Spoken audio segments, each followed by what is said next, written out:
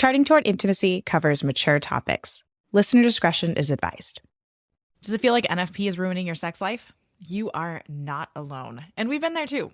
But what if the real problem isn't what you think? In this episode, we are going to dive into the real reason why so many Catholic couples feel disconnected, frustrated, and stuck in marriage when it comes to NFP. And we're going to talk about how to shift it.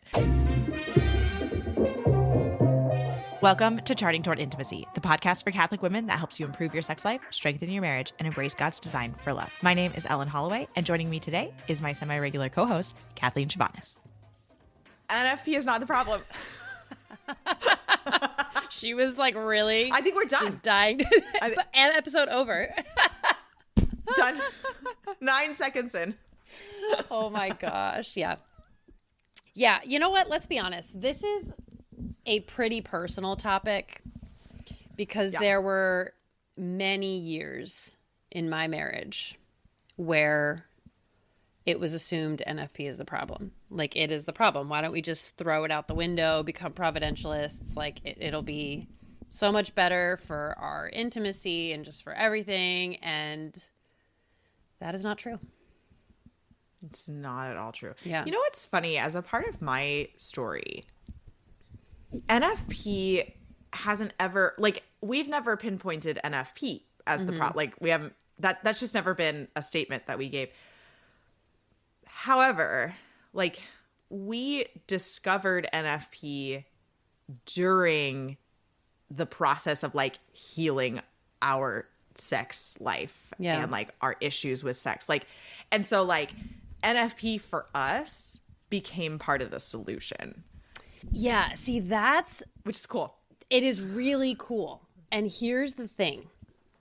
People who practice NFP, this has been a theme that I have noticed has been on repeat ever since I started really diving into like falling in love with NFP and just like diving into it, just, you know, in all the ways, personally, professionally, everything. There are two camps of NFP practitioners. People who discovered it after marriage, who it's been the bee's knees, right? It's been like the absolute best thing because it has been a part of the solution. Yeah. And those who knew about it and practiced it from the start of marriage, who it's felt like more of a problem because it wasn't what they expected. It's been a part of the solution or it's been a part of the problem. And I find that those who have, it's been the solution, they've started it after they got married. And they, like, just like you said, like, you discovered it and it was just like, oh, wow, this is a whole new way of looking at things. And it, like, makes sense and it works. And then there's those who are like, where it's part of the problem. It's like, oh, yeah, this is what we're going to do and it's going to be great. And they weren't properly formed or prepared in it. Right? Like, from a realistic, like, an in the trenches sort of point of view, right? Like, in reality, how it gets practiced.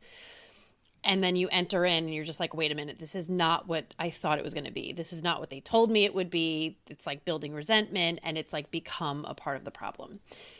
But I find that the majority of people practicing NFP are in one of those camps. And it's funny because you and I represent each camp. Right. So, yeah, we do. So this could be a really great, well-rounded discussion. I'm going to argue something that, like, potentially the reason why the people who discovered NFP after marriage recognize it as part of the solution and don't really see it as this problem is because we have been in the utter depths of contraception. And we recognize that is a big problem. Like, and somebody who, I'm not saying you should, please don't use contraception just to get the experience. But, like, you know, if you haven't experienced something, then you, in some ways you can't understand it. Right. And so it's, you know, I don't know. I just see NFP as mountains better. Yeah. I don't even know if that's a saying. Like, it's just so much better. No, that makes total sense. But let's talk about why is it that NFP isn't actually the problem? Like, many, many Catholic couples see it as the problem. Yeah. But it is not. And here's the thing, is sex is designed to be, in the natural order, the fruit of a deeply intimate relationship. It is the natural, like if we talk about natural marriage, not sacramental marriage, natural marriage. This is what Adam and Eve had. They had a natural marriage. Sex was the natural progression of their deep, naked intimacy, right? They were naked in the garden. That's a physical reality, but it was also a spiritual reality. They did not have sin. So they were like deeply intimate from the beginning. They saw each other fully embraced and recognized each other. And because of that deep intimacy and that fully recognizing each other and that deep love, sex was the natural fruit of that. It was not something that needed to happen. It was not something that either one demanded of the other. It was something that naturally occurred. And no, we're not going to get into the theology about how Adam and Eve did in fact have sex before the fall. We can get into that in a different episode. Just follow me on the natural thing, okay? Wow, yeah, that would be an episode. That would be but an that's episode. Not the discussion for today. Let's just yeah. set that aside for now. What happens, because we are fallen, what happens is that sex, so actually, let's step back one step. Sex has a natural bonding effect. This effect is what some chastity speakers lean on when they're like, don't have sex with someone you're not married to because you'll always be connected. You're always going to be connected to the first person you have sex with. And some people just like laugh that off as folly. It is absolutely not. There are chemicals that are released. Oxytocin is a bonding hormone that like when you have sex with someone, you don't even have to orgasm. When you have sex with someone, you become like spiritually entwined with them. This is a spiritual reality of sex. This is why sex is the marital act, because there is this deep bonding that happens that actually isn't appropriate in relationships until you have the covenant of marriage. Yeah. And so like sex is, I should just become a chastity speaker. I mean, 1,000%. I have so many great things to say on this topic. Yeah. Stop what I'm doing here. No. Honestly, I get a little scared when people invite me to talk to high schoolers because I'm like, oh my gosh. How far is too far in this conversation? Like, what can we talk about? Love talking to high schoolers. I love it. I'm just always worried I'm going to like talk too much because I talk so. I know. Like frankly about sex and intimacy. Yes, and you're used to like having a married like woman as your audience, so it's kind of like, oh my gosh, these kids aren't there yet. Like, can I go that far? I know that feeling. I know exactly what you're talking about. But they appreciate when you go that far because no one else is doing it, you know? So it's like, and that's when you really get their attention. But anyway, I have this priest friend. His name is Father Matthew. He's actually years ago, he came on the podcast, but he and I were both speaking at a like diocesan youth event, and I like walk in the room and he's like, who invited you? You're not allowed to talk to high schoolers, because he knows the work that I do. And he's like, this is not appropriate. That's hysterical. That's really funny. That's why like in our diocese, I've become just kind of like the NFP / like cycle lady, and then Lily Fallon. She's like the chastity speaker, right? She's like chastity speaker because she's all style and dress and all these things. So we make a good tag team. Oh my god! I can just focus on back cycle. To the topic. Anyway, sex has this bonding, has all this bonding. Because of that bonding, sex can very easily, if we're not cognizant and we're not careful, sex can very easily become the glue that is holding our marriage together, because it it has this natural bonding effect, which is very, very good.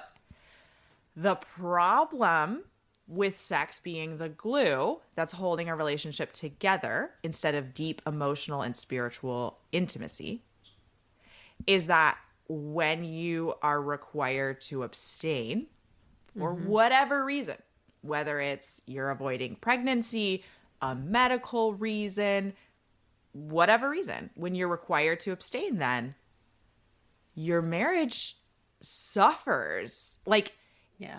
actually, suffering is, I don't want to use the word suffer. Like, your marriage falls apart and it feels like you can't get through it. Yeah. And that is the problem. Yeah. No, you're right on it, because I will say that this is the exact reason that NFP has been the hard part of our marriage, right? Because I think our experience, and I pretty much talk about this in like that very first episode that I ever came on in like 2001, or I'm sorry, 2021, not 2001. That would have been a long time ago. 2021. I've not been doing the podcast for that long. I was in not at first all. grade in 2001, so. Oh my gosh. Yeah, no, Was definitely not not talking about this then. 2021 is just how like NFP resulted in unmet expectations in marriage for us, right? And it was kind of this idea that like, oh, okay, like you get married and like all that chastity stuff just kind of goes out the window. Like now you have, like you are allowed to have sex. And so, you know, not understanding that chastity takes on a different form, right? In marriage, that it's not that we just don't have to have it anymore. It's just that it comes in a different, it's required in a different way. All Christians are called to chastity. Yes. I wish I knew the catechism reference there, but Yeah, it's. I have it I next can to look me, it but it'll up take too while long. you talk. Yeah. Yeah, but it's literally like, it's not that chastity is something that we need before marriage and then it goes away after marriage. Chastity is a virtue that all Christians are called to practice. Chastity, right, takes on a different role. It's that, you know, a married couple is acting chastely while having sex. Yeah. That's a chaste action of a married couple. Right. Well, and I think that's that, not you talked know, about in chastity talks. no, not at all. And I think that what it came down to for us was that, like, we both thought for a while that the problem was the amount of sex that we were having, right? Like, it was just not enough. Like, we weren't having enough, but we couldn't have enough because of practicing NFP. And, you know, we kind of had these two babies pretty close together. And so then it became like, okay, no, we've got to like avoid because I can't take it anymore. Like, I need a break, right? And so both of us mistakenly identified the problem as not enough sex, when really it wasn't. It took us, I mean, when I say years, I mean literal years, like between 8 to 10 years of marriage, to discover that the problem was not actually how much or how little sex we were having. It was that outside of sex, we weren't feeling connected. It was that, when sex is the only way you're prioritizing connection, then like, of course you're going to end up feeling unloved for a lot of the time, right? Especially when it's like you're going through periods of time each cycle where you just can't have it, right? So my husband used to always just kind of rail against NFP and how much he hated it and how it was the worst. And it took years to recognize that NFP was not actually the problem. It was highlighting the problem of not having enough intimacy outside of sex. And I will say, like, having it take so long to recognize that, we are still 13 years into marriage working on that. Like, we are still not great at prioritizing intimacy outside of sex. Right. And it's still like we're still having to think through it and get creative and remind ourselves to like prioritize that intimacy, that non-sexual intimacy. Right. And it's always like thinking new, like, OK, how can I do this today? How can I prioritize non-sexual intimacy? Right. But I remember like in one discussion that we had where my husband was like, I just want to feel like it's us against the world. And I just don't feel like that. right? And I loved that vision that he like had, that like that's what such he wanted. a great vision. Right? Yeah, that it's like, yeah, because when the only time you're feeling close is when you're having sex, of course you're not going to feel like it's the two of you against the world, it's right? us against the world. Yeah. Yeah, yeah. Such a good, I love that feeling, because I think that's something that's never been like stated in my marriage, but that's very much something that we like strive for.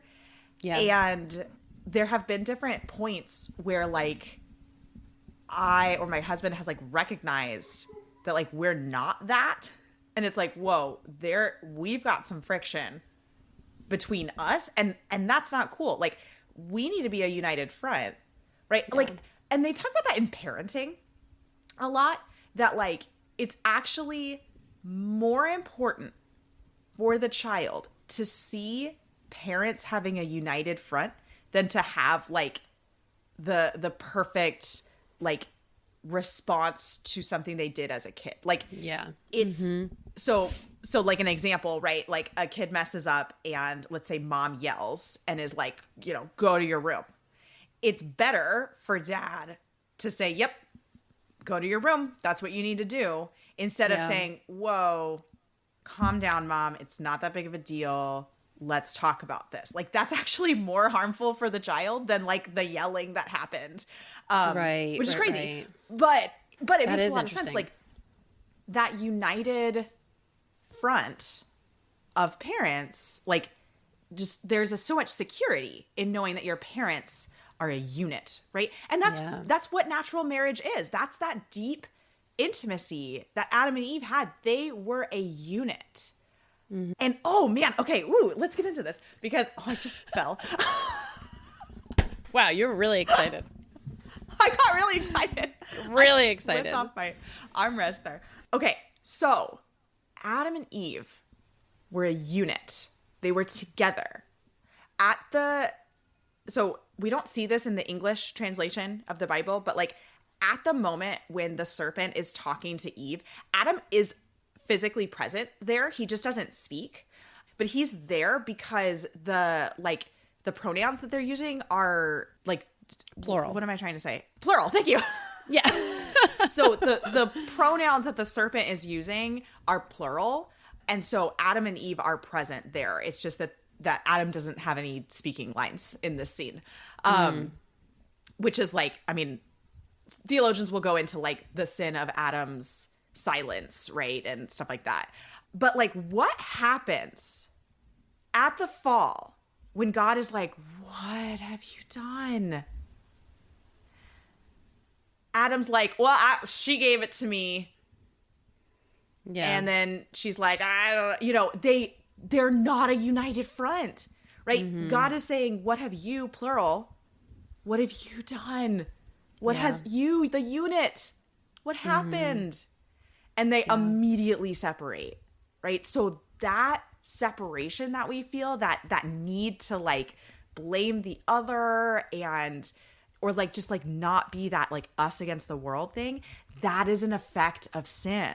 And so we need to fight against that in our marriages. This episode's becoming about so much more than just I know that what we intended, NFP. But that's the Holy Spirit. I love that. I love that when it happens. So, all right. So let's talk about then. So we've recognized NFP isn't the problem. The problem is intimacy. Is that I love what you said, Kathleen, like, if sex is the only way that we are like sharing in that intimacy, it makes perfect sense then. Like, it follows then that we are not feeling love and connection and unity outside of sex. And if we're not feeling love and connection and unity outside of sex, if sex comes off the table, then we're just like living as brother and sister. Like, you're not a married couple. You're just roommates. And that sucks. I mean, that sounds terrible. I don't want to be roommates with my husband. Ew. Yeah. Yeah.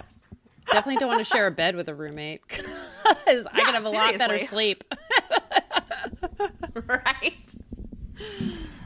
Yeah. Oh my gosh. So how then do we foster that emotional intimacy that is needed in a marriage, like required in a marriage. Sex is not required.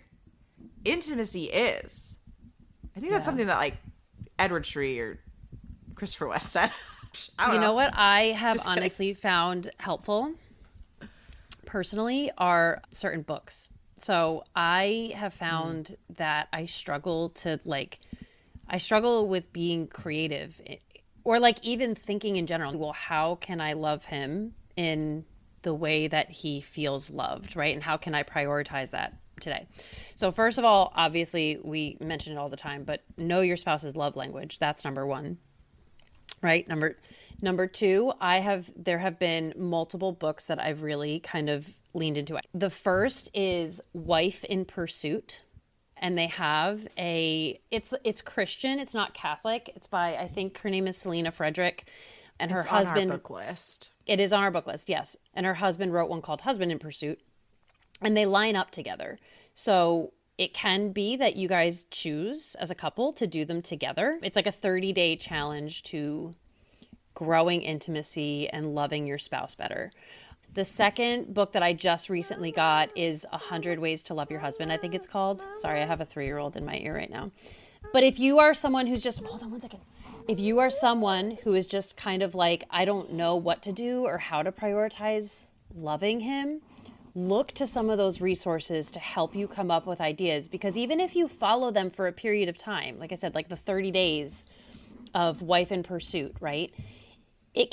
You will have these 30 days of different ways of pursuing your husband that you will have seen his reaction to each one, right? Which ones really like made a difference and made him really feel loved? Which ones was he just like thrilled about? And which ones were just kind of like, okay. And that can just give you ideas and insight into your spouse as an individual. Like, what are those things that you can start kind of thinking of them more on your own? Yeah. I think something that is really important to recognize is that when you and your husband, before marriage, you dated, you set aside specific time just for your marriage or for your relationship. And that is something that is extremely easy to then not do once you are married and living together, whether or not you have kids. Like, I mean, it's a whole nother level once you have kids, because then you're like busy with the kids.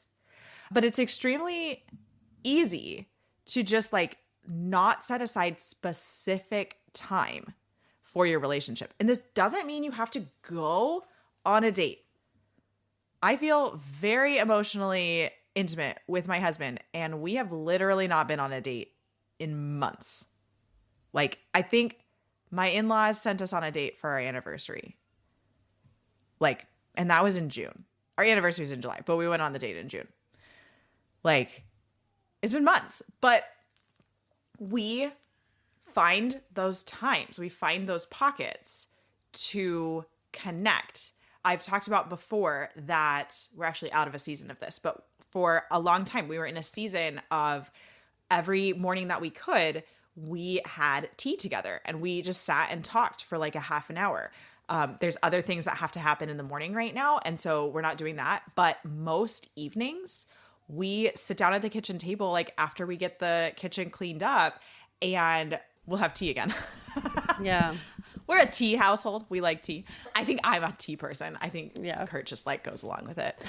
But like quite a few evenings a week, we just sit down and we just like, it's not even like, we don't even have to be like, oh, this is our date time, and so like, let's talk about date things. Like, a lot of the time we are just kind of talking about, okay, what things do need to be done.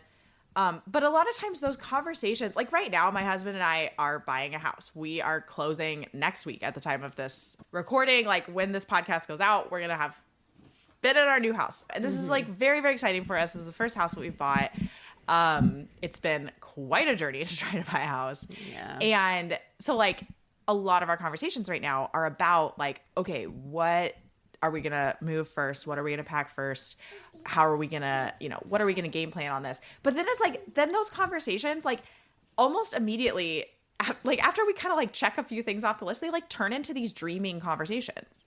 And we just start dreaming about whatever we were talking about. So like for right now, we just keep dreaming about like the house that we're in and what we're going to change eventually and what we're going to save up for. And are we going to stay in this house or are we going to buy another house? You know, like we just dream. Like, and like that dreaming is so good for a married couple to do together. It's so intimate because you share like a different part of yourself when you share dreams. And then like those dreams can become goals that you guys are working toward together.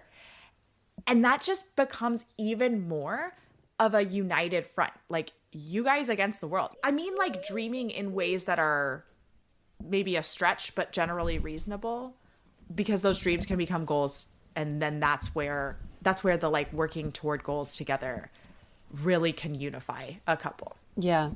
Yeah. I love that. I love that whole idea. And honestly, like, I think these are something like, as you're speaking, I'm like thinking back to like my own marriage and just how we do these things. And it's like such a simple thing that I think we just don't think of all the time. Right? It's just like amidst the chaos of the day to day and the bedtime routines, and then you finally get to bed and one person's reading and then you're sacking out, right? It's like you just forget to sit down and have these simple conversations. Like I love what you're saying. Like, yeah, just dream together. Because I know the times that we have. I just realized I'm like remembering that we do this once a year, usually after Christmas. So like toward the beginning of the year, we're usually like with our parents. And so it's pretty easy to be like, hey, we're going to leave for an hour. Yeah. You guys watch the kids. And my husband and I go and we bring a notebook with us and we just like review the past year and then dream and plan for the following year. And I just like, we've done that for 2 years now. I got that idea from Jen Fulweiler in her books. Like she and her husband like regularly do this, like maybe once a month kind of a thing. Or like, I mean, not like scheduled, but they regularly go to dinner and like bring a notebook with them. Oh, I love that. They're like, this is a planning session. That's a great idea. This is a working dinner. But I just like, I thought that idea was super cool. And so like 2 years ago, I was like, oh, let's do that for the year. And then like last year, it just like worked out again. And like, I think that is a really fun thing to do as well. Just to be like, hey, like, how's our year been as a married couple, as a family? What have we done? What did we wish that we had done? And do we want to make that a priority for next year? And what are our priorities for next year? And again, that just like puts you guys on a united front. You're working toward things together. I love that. Yeah. I think it's a great place to end. There we go. You guys against the world. You and your husband against the world. Thanks so much for listening. If you have ever gotten any value from this podcast, could you do me a favor really quick? Go into the podcast app that you are listening in, and if it gives you an option to rate and review, please rate and review this podcast. It helps us so much in reaching new listeners and spreading the word about this podcast. Thanks so much for listening.